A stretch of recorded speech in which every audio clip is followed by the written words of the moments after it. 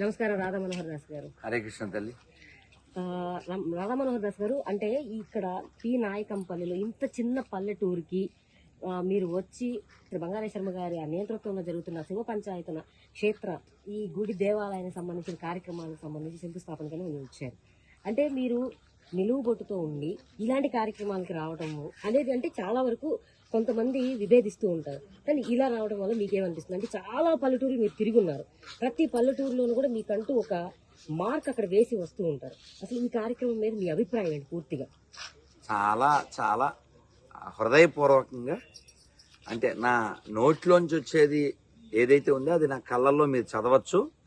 చాలా హృదయ ఉల్లాసం కలిగించి మనసుకు ఎంతో ఆనందం కలిగించినటువంటి గొప్ప సందర్భం ఇది.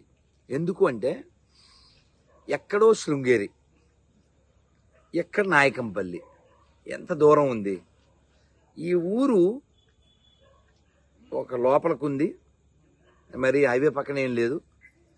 ఈ ఊరు సెలెక్ట్ అయింది, జగద్గురువుల యొక్క అనుగ్రహానికి పాత్రమైంది. ఇక్కడ జలం ఉంది, తగిన స్థలం ఉంది. ఈ యొక్క ఆధ్యాత్మిక శక్తిని పంచడానికి కావాల్సిన బలం ఉంది. అందువలన ఇక్కడ ఈ ఆధ్యాత్మిక వీరుల్ని ఒక దళంగా తయారు చేసి లోకానికి ఇస్తే ఫలం ఉంది. దానికోసం భగవంతుడు ఆచార్యుల రూపంలో బంగారే శర్మ గారిని ప్రేరేపించి, అమ్మగారు అలివేలమ్మ గారు ఆవిడని ప్రేరేపిస్తే, మరి లేకపోతే ఈ మూలకి ఎందుకు రావాలి? హైదరాబాద్ నుంచి బంగారే శర్మ గారు రావాలా? కాదు కదా. తిరుపతి నేను రావాలా? కాదు కదా. అంటే సెలెక్టెడ్ అంతే. ఇలాంటి ప్లేస్కి నాకు ఎప్పుడో చెప్పారు బంగారే శర్మ గారు. నేను అదే భగవంతుడి యొక్క అనుగ్రహం చేత నేను అయోధ్య వెళ్ళి ఆ రాముడిని సేవించుకుని మళ్ళీ ఈ రాముడిని సేవించడానికి వచ్చాను. అక్కడ సరయులో ములిగాం, ఇక్కడ సరస్సులో ములగకపోయినా తిరిగాం. సరయు మరియు సరస్సు. ఇక్కడ వచ్చిన వాళ్ళందరికీ బోల్డ్ అంత తేజస్సు, మనందరికీ ఉషస్సు. రాబోయే కాలానికి ఎంతో ఉషస్సు. ఈ గ్రామం వలన చాలా మందికి తొలుగుతుంది తమస్సు. చాలా బాగా చెప్పారు. అర్థమవుతుందిగా, తమస్సు అంటే చీకటి. అందుకని పల్లె పల్లె దైవ నిర్మితం అని పెద్దలు చెప్పారు, పట్నం మానవ నిర్మితం. కానీ ఇలాంటి పల్లెలు ఇప్పుడు చాలా పాడవుతున్నాయి. ఎందుకు పాడవుతున్నాయంటే దీని పేరేమిటండి? తత్వం. అంతే, అదొకటి ఎక్కక. ప్లీజ్, అదేంటండి? తత్వం. తత్వం తలకి ఎక్కక అక్కర్లేని చెత్త తలకెక్కి పాడవుతున్నారు. అమృతత్వం ఏంటిది? ఉత్తతత్వం కాదు, ఇది ఉంది అమృతత్వం. మనమంతా అమృతపుత్రులం కదా. ఈ అమృతత్వం ఏంటి? నువ్వు ఎప్పుడు ఉండేవాడివి, నువ్వు మరణించేవాడివి కాదు. భగవద్గీత ఏం చెప్పిందండి? దేహినోస్మిన్ యదా దేహే కౌమారం యవ్వనం జరా తదా దేహాంతర ప్రాప్తి ధీరస్తత్ర నముహ్యతి. అంటే ఏమిటి? ధీరుడైన వాడు చలించడు. చావు అనే ఈ మార్పుని అలా చూస్తూ ఉంటాడు. వాడు బాల్యం నుంచి యవ్వనంలోకి వచ్చాడు, యవ్వనం నుంచి వృద్ధాప్యంలోకి వచ్చాడు, వృద్ధాప్యంలోంచి శరీరాన్ని వదిలేస్తాడు, సహజంగా వదిలేస్తాడు. అటువంటి ధీరుల్ని తయారు చేసిన నేల ఇది. ఇప్పుడు బీరులు తయారయ్యారు, బీరువాలో దాచుకునే వాళ్ళు తయారయ్యారు. బీరులు మీన్స్ పిరికి వాళ్ళు, బీరువాలో దాచుకునే వాళ్ళు మీకు తెలుసు. ఇప్పుడు మనకు లోకానికి ఇవ్వాల్సింది ఏంటి? తత్వం. ఏ తత్వం?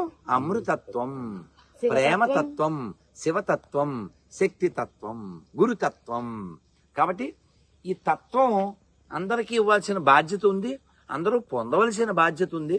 కాబట్టి మనం గతంలో జరిగిన ఎన్నో అనుభవాల నుంచి నేర్చుకుని మనం మూర్ఖంగా ఉండకుండా, అడ్డం నిలువు అంటూ పిచ్చివాగుడు వాగకుండా మనం అందరం కలిసి నడవలసినటువంటి ఆవశ్యకత సమయం. ఇప్పుడు శివ పంచాయత్ క్షేత్రం అనేది ఇక్కడ నిర్మితం అవడం వల్ల ఈ క్షేత్రం అంతా కూడా అభివృద్ధి జరుగుతుందంటారా? బోలెడంత అవుతుంది. ఎందుకంటే ఇప్పుడు మనం వచ్చాం, మామూలుగా అయితే ఈ లైట్లు అన్ని బెటర్ కదండి. ఈ కార్యక్రమం బట్టి ఈ వెలుగు వచ్చింది. ఇప్పుడు ఇక్కడ శివ పంచాయతన క్షేత్రం, అగ్నిదేవుడు ఆరాధన, ఆలయ నిర్మాణం, ఇంకా చాలా చాలా అభివృద్ధి కార్యక్రమాలు జరుగుతాయి. అప్పుడు ఇలాంటి వెలుగులు ఎన్ని వస్తాయంటారు? ఎన్ని జీవితాల్లో వెలుగులు వస్తాయి? ఈ పెట్టి తీసే లైట్కే వెలుగు వస్తే ఎప్పుడు ఉండే వెలుగు వస్తుంది. ఎందుకంటే గురువుల యొక్క ఆశీర్వచనం లేకుండా ఇంత కార్యక్రమం అవదు. చూడండి, విశ్వనాథ్ వారు వచ్చారు, శలాక వారు వచ్చారు, మైలు శ్రీనివాస గారు వచ్చారు, షణ్ముఖ శర్మ గారు వచ్చారు. ఊరక రారు మహాత్ములు కదా. ఇంత పల్లెటూరికి ఇంత మహాత్ములు ఎందుకు వచ్చారమ్మా? అందరిని అనుగ్రహించారు. అంతటి శక్తి ఉందంటారు అమ్మ. క్షేత్రానికి శక్తి గురువుల అనుగ్రహం ద్వారా వచ్చేస్తుంది ఈ స్థలానికి. ఇప్పుడు ఆంధ్రప్రదేశ్ లో ఎక్కువగా ఇతర మతాలకు సంబంధించి ఎక్కువగా ప్రచారాలు జరగటం అనేది జరుగుతుంది.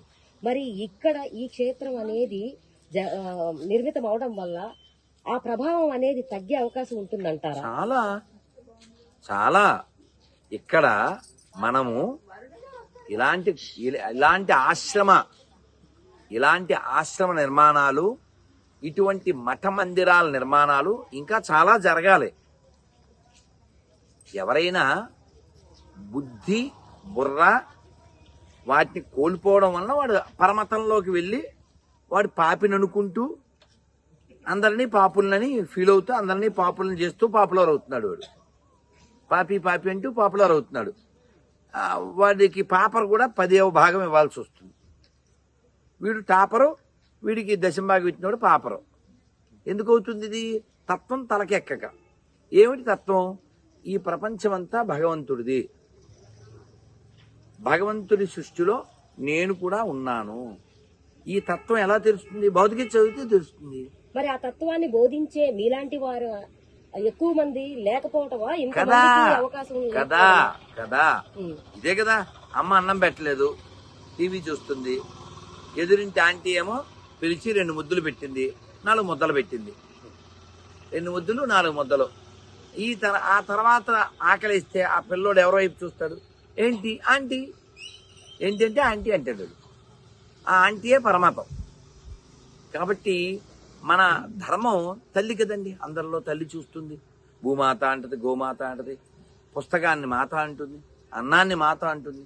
ఇటువంటి మాత మనకు ఉండగా, ఇటువంటి సాహిత్యం మనకు ఉండగా, ఇటువంటి సంస్కృతి మనకు ఉండగా, వాడు ఎందుకు గొర్రెయిపోతున్నాడు? వాడు ఎందుకు పాపి అనుకుంటున్నాడు? వాడు ఎందుకు అలాగా పిశాచంలా ప్రవర్తిస్తున్నాడు? తత్వం తలకెక్కగా. ఎక్కే విధంగా చెప్పేవాళ్ళు కూడా ఉన్నారా లేరా? అసలు కరువు అదే కదమ్మా. ఇప్పుడు మనం ఏదో చేతులు కాలేక ఆకులు పట్టుకోవడం అంటారు.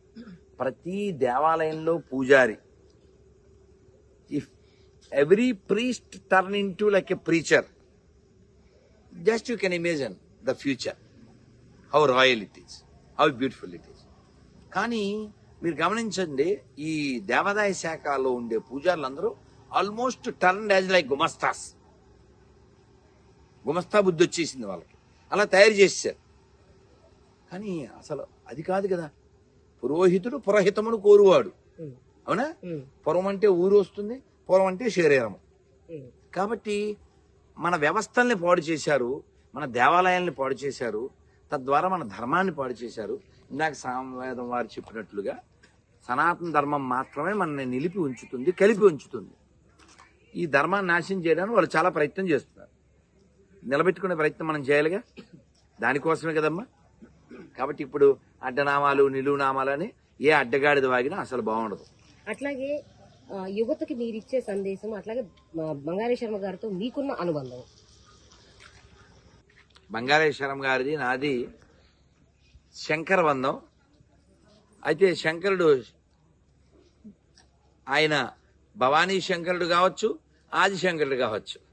కాశీ విశ్వనాథుడు దగ్గర శంకర జయంతి కార్యక్రమానికి పిలిచి అర్ధరాత్రి మేము వెళ్ళి ఫోన్ చేస్తే మాకు వచ్చి ఏర్పాట్లు చేశారు. అలాగే మన భాగ్యనగరంలో శంకర జయంతి అద్భుతం. అలా చాలాసార్లు వారితో మేము కలిసి ట్రావెల్ చేశాం. ఇప్పుడు కూడా నేను ఈ రోజున విశాఖపట్నంలో ఉండాలి, వాళ్ళకి నో చెప్పి ఇక్కడికి వచ్చాను. ఎస్ చెప్పాను. ఎందుకంటే ఇక్కడ మనకి బంగారం ముఖ్యం కాబట్టి బంగారు గారు ముఖ్యం కాబట్టి తత్వానికే బంగారం అంటే మరి కదా కదా శృంగేరి బంగారం మన బంగారేశ్వరం గారు. ఈ ఊరికి బంగారం అనుకోవచ్చా? ఈ ఊరికి ఏమిటమ్మా, ఆయన అందరికీ బంగారమే. ఈ ఊరికి ఏమిటమ్మా బలేవారు, అది చాలా చిన్న మాట కదా. బంగారేశ్వరం గారు అందరినీ కలుపుకెళ్తారు. ఎందుకంటే తత్వం తెలిసినవారు. తత్వం ఏమిటి, అంతటా ఉన్నవాడు వాడే అని తెలిసినవాడు. సరే, అట్లాగే ఈ ఊరికి మీరు వచ్చిన తర్వాత మీకేమనిపించింది? సంతోషం. నేనేం చెప్పాను పొద్దున్నుంచి, today onward this is not just Nayakampalli, this is going to be called as Seethanayakampalli కదా. ఈ పల్లి మనకు ఆ స్థలం ఇచ్చిన ఆవిడ మంగమ్మ తల్లి. మనం రావాలి మళ్ళీ మళ్ళీ, అప్పుడు ఉండదు గొర్రెల్లి. అర్థం చేసుకో బంగారు తల్లి అమ్మా. కాబట్టి కుర్రవాళ్ళు మీకు, నాకు ఇంకా సంతోషం ఏంటంటే రాజుగారి వాళ్ళ కాలేజీ పిల్లలంతా వచ్చారు. బంగారు కొండలో కుర్రవాళ్ళు, ఆ కాలేజీ బాయ్స్ అండ్ గర్ల్స్ చక్కగా వాళ్ళందరూ వచ్చి బొట్టు పెట్టుకుని మంత్రం చెప్పి బంగారేశ్వరం గారు వాళ్ళతో మంచి శ్లోక పట్టణం అది చేయించారు. కాబట్టి పిల్లలందరూ వింటారు, మనం చెప్పట్లేదు. చెప్పేవాళ్ళు కరువయ్యారు, వినేవాళ్ళు ఉన్నారమ్మా, చెప్పేవాళ్ళు లేరండి. అయితే మీరు మళ్ళీ మళ్ళీ రావాలి అన్నారు కదా, మీరు వచ్చి అలాంటి వారు ఎందుకు ఏం చెప్పారు బంగారేశ్వరం గారు? నాతో చెప్పారు, అందరి ముందు చెప్పారుగా. ఇది మన ఆశ్రమం. నేను కూడా ఎంత చెప్పానా, ఇదే మన ఆశ్రమము, ఈ చట మీరు వసింపవచ్చును లోక పావని అని వాల్మీకి మహర్షి సీతాదేవి చెప్పినట్టుగా బంగారేశ్వరం గారు అందరికీ చెప్పారు. వారు ఎప్పుడో చాలాసార్లు చెప్పారు, వారు మెసేజ్ కూడా పెట్టారు, స్వామీజీ ఇక్కడ నా అవసరం కంటే మీ అవసరం ఎక్కువ ఉంది అని మెసేజ్ కూడా పెట్టారు. కాబట్టి మన తత్వం ఏమిటంటే ప్రేమతత్వం, భక్తి తత్వం, అమృత తత్వం. మన దగ్గర బోల్డ్ అమృతాలు ఉన్నాయి. సంకీర్తనామృతం, భాగవతామృతం, గీతామృతం, కృష్ణ కర్ణామృతం, చైతన్య చరితామృతం, గురుదేవుల లీలామృతం, ప్రపన్నామృతం, ఇలా ఎన్నో అమృతాలు ఉన్నాయి. కానీ దురదృష్టం ఏంటంటే ఇందులో ఏ అమృతమో ఎవరికి అందకపోవడం వలన వాడు మృతదేహానికి మొక్కుతున్నాడు. ఆ మృతదేహాన్ని వాడికి ఏదో గాడ్లా కనబడుతుంది. అది వాడి దోషం అని కూడా నేను అన్నాను.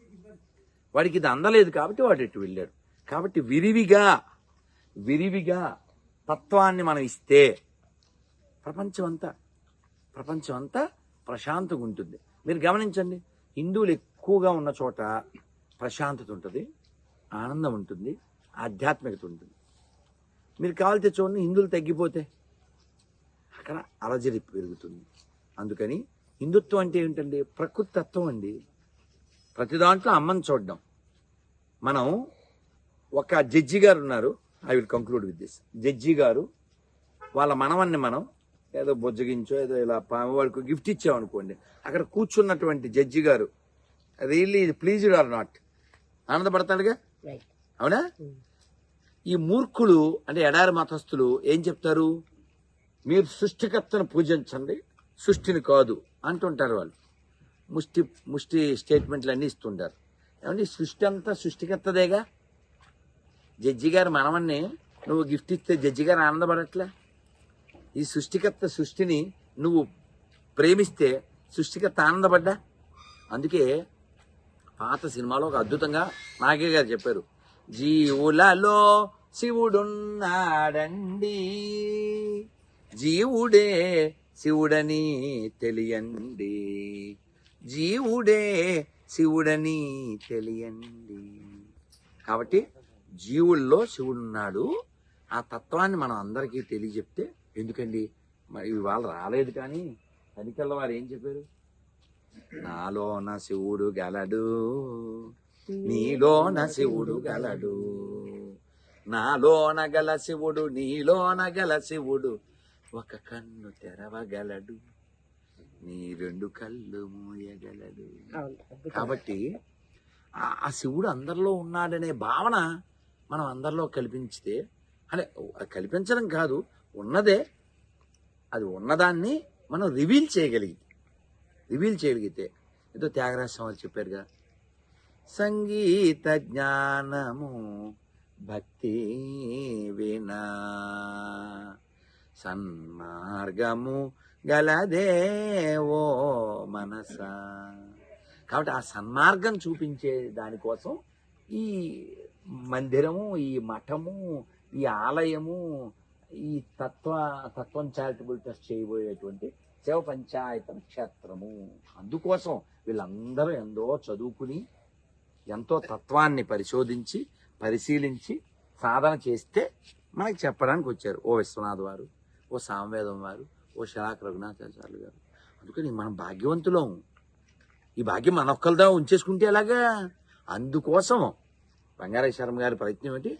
అందుకోసం ఈ ఆనందం అందరితో పంచుకుని పెంచుకుని అలా ఉంచుకుని ఆనందంగా ఉంటూ ఆనందంగా జీవిస్తూ వెళ్ళేటప్పుడు కూడా ఆనందంగా వెళ్ళిపోవడం కోసమే. ధన్యవాదాలు. నమ పార్వతీపతయే హర హర మహాదేవ శంభో శంకర.